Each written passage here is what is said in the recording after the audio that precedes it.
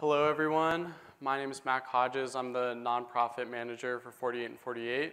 Today, we have some awesome impact labs. These are a great chance to learn from some of the industry's best professionals. We have Jamilah Robinson covering social media marketing. We have Denise Hanft covering WordPress 101. We have Selma Pacheco covering global digital marketing. And we have Sequoyah Glenn covering data and analytics and insight. And so they're each going to have about 12 minutes to present, so we're going to be moving kind of fast here, and we're going to be going through it. If you need to drop off at any time, that's totally fine, because we are going to be recording it and we'll send it to you afterwards. So to start off, Jamilah with social media marketing. Thank you. Thanks, Mac. And hello, everyone out there. I would first like to start by 48. I had a nonprofit missing pieces support group, Texas, that offers mental health care and support resources for families with baby loss. And we participated in their Women's Build Out event in April and have an amazing site that we are always proud to show off.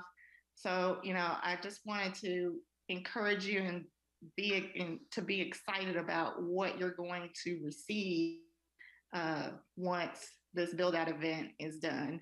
Again, thank you, 48 and 48.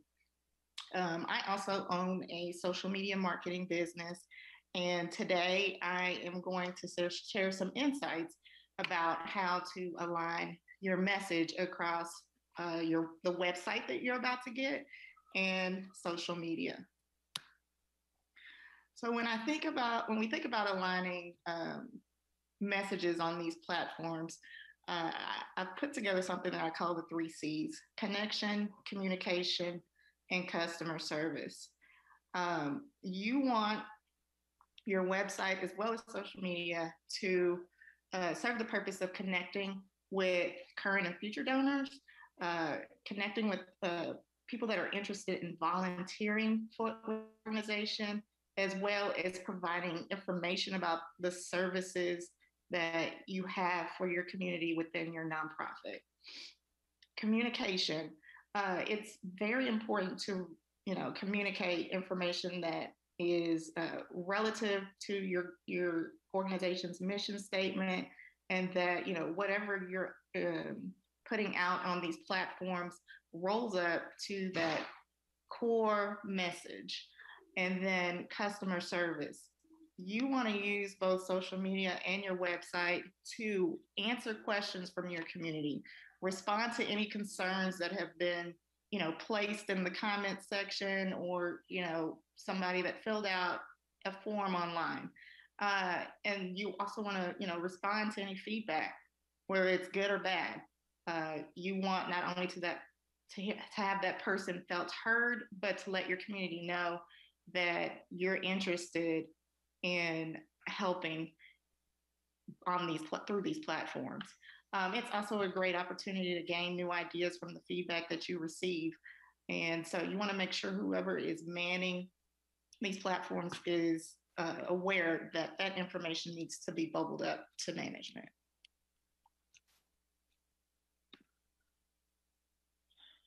When aligning your message across these platforms, branding is key. We're all visual people, and you don't want to lose someone in who's searching for more information about who your organization is, simply because your branding on your website is not aligned with the branding on your social media platforms. So you want to make sure that the aesthetics, like your logo, your colors, and the graphics you're using, are all in sync on both of these platforms. And again, the language that you're using aligns with your mission statement, the initiatives, and the volunteer opportunities that you have within your organization. Cross promotion. Cross promotion is key to help maximize the utilization of both of these platforms. Some simple things that you can do to that alignment is falling in place is to embed social media icons on your website. That will help people not get lost in the translation of trying to find you on social if they're looking for more daily interaction and dynamic interaction with your organization. As well as on your social media platforms, you want to include your website link. So again, that people are easily able to access you on that platform, as well as instead of having to do a Google search to figure out where you are and then maybe landing in the wrong place. You want to use these platforms to also cross-promote the information that you have on each of them. You can easily use social media to promote any longer form content like blogs and videos by creating, either short snippets or repurposing the content in a way that is receptive to social media. On social media, video is key, especially reels and sound bites that will lead back and track them to the website for the longer form content. You also want to use your website to encourage viewers to follow your social platforms for that day-to-day interaction, the dynamic interaction that isn't, doesn't really speak to a website's platform that holds, your static information like your mission statements in longer form content. However, you are able to also give your audience an insight into your social media platforms by embedding one or two feeds just so they could get a sneak peek and a preview of what's going on with your social media content. So if you haven't brought anyone on board to help you work in these areas, some of the items you're going to need to think about is who's going to be doing the work. Are these going to be volunteered positions within your organization, or are they going to be paid opportunities? Are you going to find someone to bring in as a part of your team, or are you going to outsource this to experts? And also, is this going to be one role? If it's two, the website maintenance person and the social media manager should establish and have an active relationship so that they're communicating to one another about how they plan to present, the information that you're handing off to them as your communicators on these platforms. And you, of course, want to communicate the objective of each message to both. These people are the one person that's responsible for both, so that they're both on the same page about what needs to be done and can move forward in their lanes. SEO is search engine optimization, and it's how that people look for search engines are looking for your relevance on social media. If there's high engagement and activity on those platforms, it helps bump you up in the search. So some key things that you want to make sure that you're doing is when your person is creating social media content for you, that they are using the very popular and relevant hashtags that complements the message. You also on the website need to optimize the website with relevant keywords for your nonprofits industry and that you provide. And of course, sharing information on both platforms helps with your SEO rankings because you're sharing on more than one source. So it's another reason that social media is complementary to this great gift that you're receiving today of a website. Is it gives you the opportunity to share more content on a greater volume. In case you're interested in learning more about how to get started with social media, key essential tools that you need to do those things, I've created an e-course that is compiled of videos and practical skills that you can use to not only launch your online presence through social media, but gain an active and engaged community who looks forward to participating in the work that you do. The course is available online through my website. Go out there and take a sneak peek at what we offer through jrobinsondms.com. I want to thank you for your time today. Should you have any questions, please forward those in the appropriate manner that the team has set forth. And congratulations on getting your website. Thank you.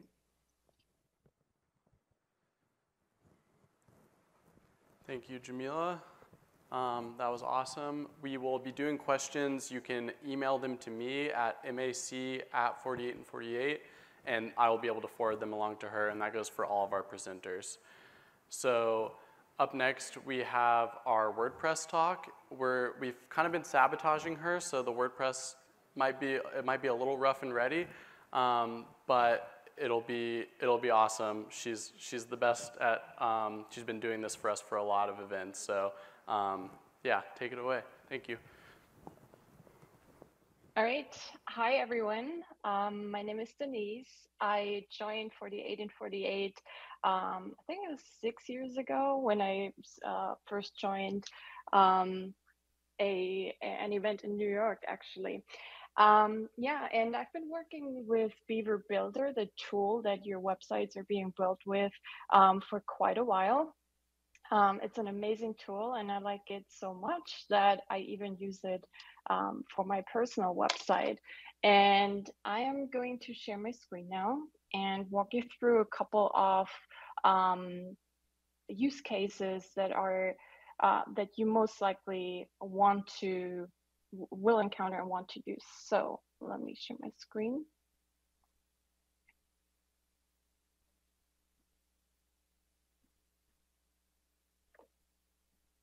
All right, so this is a page you can see here. It's hosted on my website, and your website will probably have similar elements. Just giving you a little walkthrough. So you have a headline, a hero. You have some images on your website, and some call to actions, buttons, and so on. And I'm going to start with the headline that you might want to change. So all you have to do really is click on Beaver Builder here on top. Just click on it. You don't have to select anything. And now the whole page is opening up for you so you can edit it. So here you can change the headline by hovering over the element that you want to change, and you click on this little wrench here. And there you can say just mobile marketing maybe. And you can save that. That's just how easy it is to change a headline, right? Now for the background here in the hero section. So the background is really where all your elements are nested above. So here you have to hover on the side so you can see the outline of the hero. So you click on the wrench again, and maybe you don't like it black, right? You may want to have an image, and you scroll down here, and instead of a color, you can set either a photo, and then you go into your library here where it says background photo, and you just select a photo here. And that, sometimes the photos are too bright, and then you can add an overlay. You can set a dark overlay, for example, and reduce the opacity, and now you can read the headline better. Sometimes you also want to make the page a little bit more dynamic, and instead of a simple image, you can choose parallax. And parallax is essentially just a moving image in the back. So let's use this image. And now you can see that image is moving in the back, or your headline is moving above the image. And you can save that. And that's how you can change your hero. And let's talk about text. So you probably have a couple of sections on your website, a couple of sections, for example, get involved, where you explain how volunteers can help your nonprofit, or you want to explain how users can donate to your nonprofit. And you may want to change the description for those sections, right? So here, for example, this is a simple text editor field. You can open it here again. And within the text editor field, you can do a lot of things. For example, you can change font size. You can change the color of the text. And you can change the layout of the text. You can align it. You can do a lot of things here. You can do the very same with headlines as well. So all you have to go is into the Style tab. You can change the colors.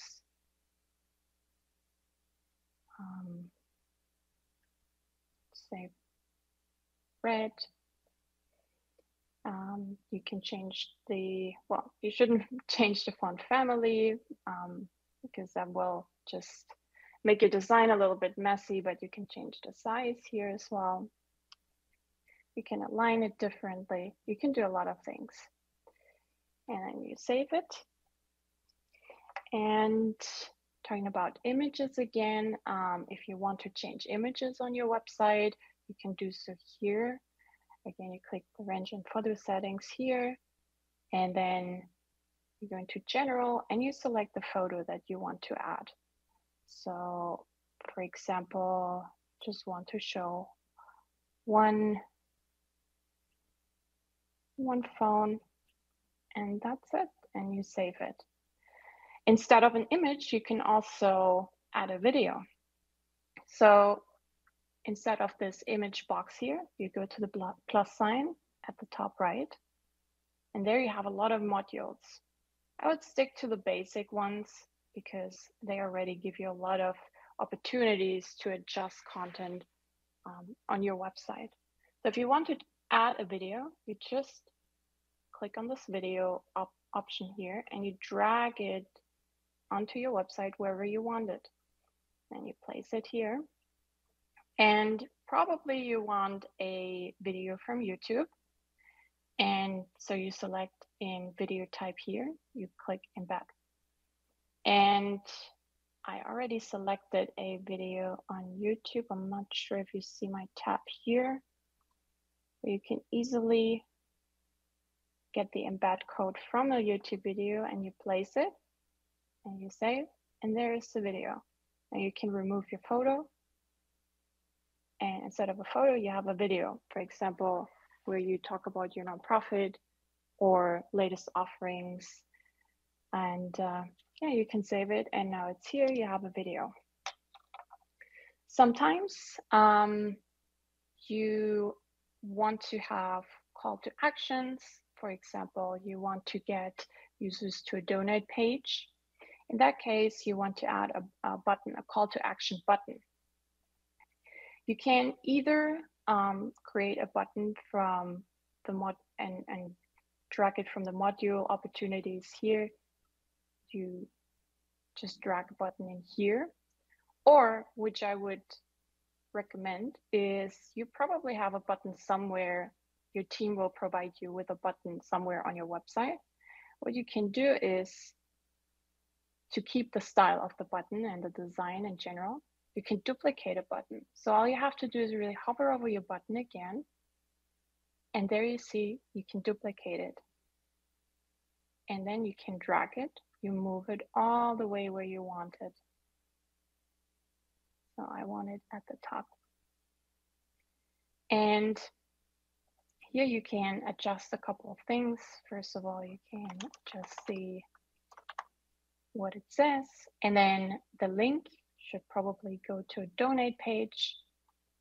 either on your own site or maybe a donate page that is hosted on a third-party site. If it's hosted on a third-party site, I would recommend to open the link in a new window.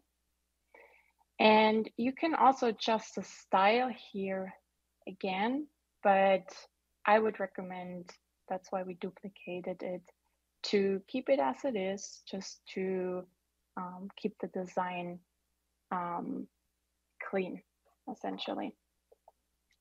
Okay, last but not least, I want to show you how you can add animations. Animations is also a great way to make your website more dynamic. For example, if you have a heading or a text field, and here you can click into advanced, and there you have an animation field. And right now the text is not animated, but you have a couple of options here. You can fade it in, or you can slide it in as you want. So this is a nice way to make your website a little bit more dynamic. I'm going to check on the time real quick. I have 1 minute and 30 seconds left. I think these are the most important items that, and then once you're done, obviously, sorry, you have to publish your changes. And now you see all the changes are here. You can refresh as well. Your hero is here, and oops, why is it not showing? Let me clear my cache. There it is. So it's all here. You have a nice YouTube video donate button that is opening in a new tab. And you saw the quick animation here that was coming in. Right. So these are the most important elements that you have to keep in mind when you want to change a couple of items on your website. And I hope this was helpful. And if you have any questions, feel free to reach out to me or your team. And I hope you have fun editing your websites. And thanks for listening. Hello, thank you, Denise. I learned something every time I watch her presentations, and I've seen them, I think, 5 times now. So great work. Those, along with her past presentations, will be in the Wahi knowledge base. So if you want to rewatch it or you want to watch some of her past presentations, you can do so there. And if you have any questions, you can reach out to her or me directly, mac@48and48. We're going to skip our next presenter, and we're going to actually conclude with our final presenter. We're going to be in person, so take it away. Hello, hello. Can y'all hear me okay? Awesome. Welcome, y'all. See, for those joining virtually, the people in the room, they are VIPs. So, hey, y'all. All right. So we're going to get started. I want to make sure the right presentation is up. That starts with same colors, different site. So let's see. I don't want to steal anybody's thunder, y'all. I'll take credit if if I have to.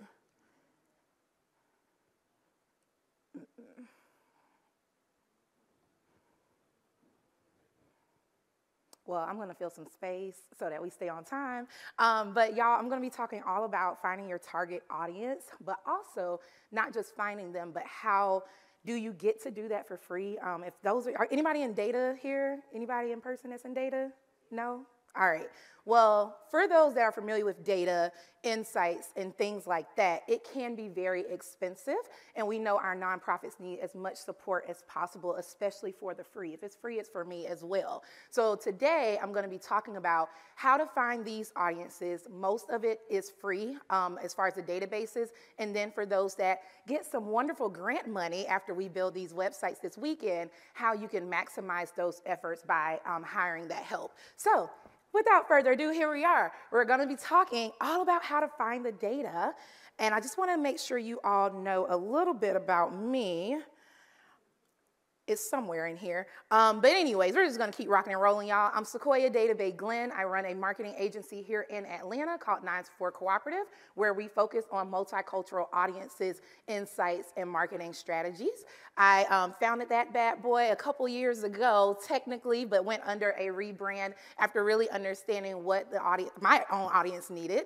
I am a senior marketing researcher, so sometimes I work with some of our sponsors as well as other brands to really identify audiences and to ultimately make money, which is what I'm here to help y'all with today. And then I pride myself on being a culture disruptor and making sure that I speak up for people that may not feel so comfortable speaking for themselves. So let's keep it moving. So we're going to define a target market very, very simplistically. I'm not going to throw up a whole bunch of big words. I'm not going to do all that. We're going to make it really simple. So, there we go. All right, very simplistically, a target market is the ideal customers that you would like your brand or organization to reach. So the key words is 2 of them, ideal and then reach. So ultimately, a target market is both a goal, so the goal of your organization, we want to reach these people, but it can also be a key performance indicator. So if you say, hey, I want to reach these people, and then your donors are like, hey, were you successful? One way to say, yes, I was to say, hey, I reached my target market. So it can be both a goal and a KPI. So with that, how do you find it? Well, it's simple-ish. I could be as complicated as y'all want, but I don't think we're here for that today, and I probably only have about 8 more minutes to talk, but we're gonna make it very simple for y'all. So, as I said earlier, it can be very expensive. So what I did was from A to F, I've listed stuff that is free all the way to the things that make me money as well. So for A, for the very first one, for those that are in the US, sorry, international teams, I'm not as familiar. I haven't traveled the world as much just yet. But for our US-based teams, public libraries have a lot of information, not just on the website, but actually at the library. They have so many different programs for small business owners, nonprofits, and the communities. So those programs are free, and they have all the different databases. So for those that went to college or even high schools, and they say, hey, go to the library, go into this database. The public libraries have that. Whatever city you're in, you just need a piece of mail or a driver's license, and they can get you set up for FREE, free. B, social media data. You guys in the audience that already have a social media presence, you're on Instagram, Pinterest, Reddit, LinkedIn, wherever you are, most of those platforms now have analytics suites that will tell you who came to your social media, how many people engaged, what genders, what age, as well as things that they like, be it, hey, they really have an affinity towards cats, giving back to their community, or they just care that Black Lives Matter. So go into your analytics suite of whatever social media platform you have and look at that data, and you can tell your own story there as far as who is engaging with your content the most and how. C, Google or Adobe Analytics. I am not going to get into this today, y'all. We will be here until the new update on June 1st of next year from Google and whatever's in between. But Google and Adobe Analytics, basically, we build these websites with you today, this weekend. There's going to be some pixels added to it to track all these creepy cool things that we do consent to, whether we know we consent to it or not. But again, it identifies who came to the website, at what time did they come to the website, and things that their online behavior as a whole indicate about them. Every time you swipe your card, you purchase something online, you engage with things online, that data is pulled back through all these different cool people that do cool things in the world of data and tech.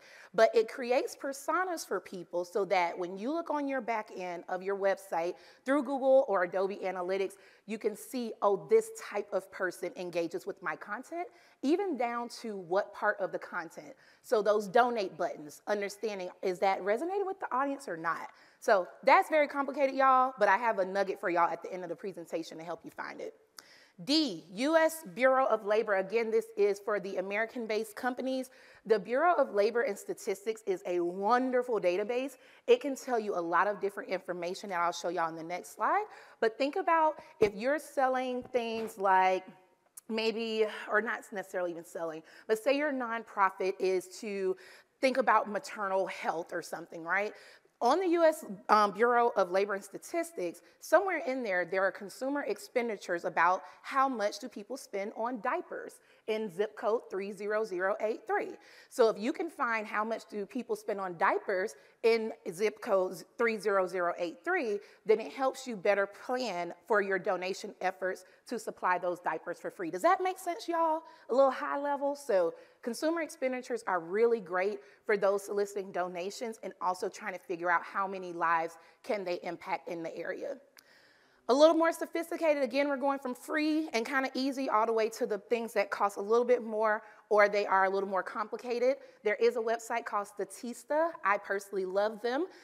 Every year they commission research to understand not just what consumers are doing, but how they're doing them, as well as how it shapes up to the economy. This is very important for nonprofits that are looking for investment dollars or even planning for products and their actual community service. Really understanding what's going on in the world or in the US, how can we solve for it, and what should we expect? Investor relations is the best way I can explain how to use Statista for those in the building. And I'll definitely, again, I'll make sure y'all know how to reach me and we can talk a little bit more about it. Lastly, people like me, database. I'm a marketing researcher. So for those that can get into marketing researchers, heads, pockets, wallets, whatever, I donate a lot of my time to help all y'all. So don't sweat, hit me up anyways. But people like me, we go in with a prescriptive lens, just like a doctor, and we say, hey, here's what we think you can do.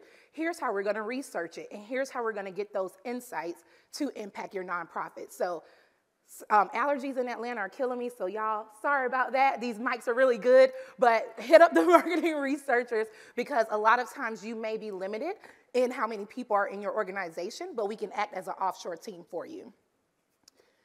Now, there we go. What data is out there? So I told y'all how y'all can find it, but it's like, girl, I didn't study data and analytics, so exactly what am I looking for? So we have a handy dandy sheet, but before I give you this, do not overwhelm yourself. It is a lot. What I just condensed in a few short minutes is 11 years of my life dedicated to insights. It will overwhelm you, but don't. All you need is one data point to change your life. It's millions out there, but all you need is one. So here's 7 that, depending on your nonprofit, depending on what you need, and for those of us that are even just here on behalf of our companies or brands, you can find things like consumer expenditure, we talked about that, hashtags on social media. The speaker before talked to you about how to use those hashtags. I'm talking to you about how to draw back from the hashtags. So really look there and see what those folks are looking at. Web traffic and behavior, we talked about Google Analytics and Adobe Analytics. Online search trends. Google Trends is a wonderful place. It is not perfect. Let's be very clear. No data source is, but it at least lets you know what is buzzing around the globe and what trends are online. Product sales, enough said. These websites today that we're working with, we're gonna have some plugins and clicks and all that stuff. Look at your product sales from your WooCommerce site, Shopify, and much more. If you're at the market down in Gwinnett County, hey, make sure you understand what you're selling and pull back that information because that can help you refine your goals and your organization. Event sales, hello, we're all here, right? We all signed up. That data gets used for something so that we in 48 and 48 get better every year. The same way we collect data on who's here for what time, where they come from, you can do the same. Lastly, donations. Probably the easiest. If you're using ActBlue or any other donation source, I don't care if it's Zelle. Somewhere in there, there is a report saying who donated what and when. 7 of them. Don't take all of them at one time, especially the newbies. Pick one of these things and approach it with vigor, and I promise it'll change your life. So far, what I just want to make sure y'all know is 1, I'm here to help you all, as well as so many of these volunteers here today. We're here to help make sure you not only are able to find who you're reaching with your wonderful work, but also how to take that data and really empower it to get donations, to get more volunteers, and to ultimately, hopefully, get some investors to really back the wonderful things you're doing. So my freebie to you is, after this call, you will get a PDF that's my way of helping you all find your target market.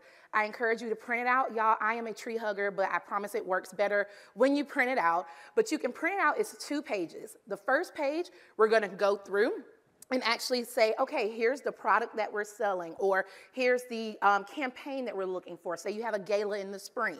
You go through each prompt and it will have questions for you so that you can understand, how do I get and hit this bullseye with your target market. So once you kind of put pen to paper on the first sheet, then you go to the second sheet and you say, okay, I have all these people I want to reach on the outside, but who exactly is the person I'm trying to impact the most? That person will be in that blue bullseye right in the middle. And so those 3 things, like I said, one more time, you want to make sure you move that bullseye from reaching everybody to reaching the right people in that center. You want to make sure you start using free databases, work your way out. The better, the closer the data is to your own first-party data, the better. And to make sure you find the right audience. And then this is a cycle. This is a living and breathing exercise. It's not a set it and forget it. So make sure you refine this audience as much as you need per product, goal, or event.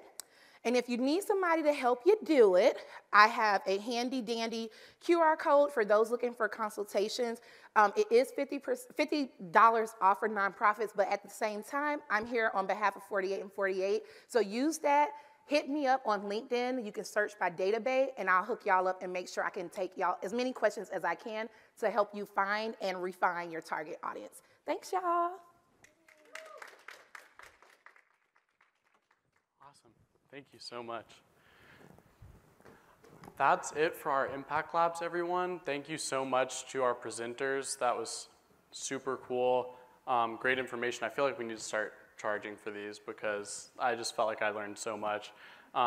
We are going to leave this video up on our YouTube, and to all of the nonprofits, I will be emailing the recording of this to y'all so you can watch it later. Additionally, we're gonna upload it to the WAHI knowledge base that I was talking about earlier, so you can find it there as well. So there's a lot of ways to go back. If you remember something you wanted to learn from this, you can go back and you can look at it again.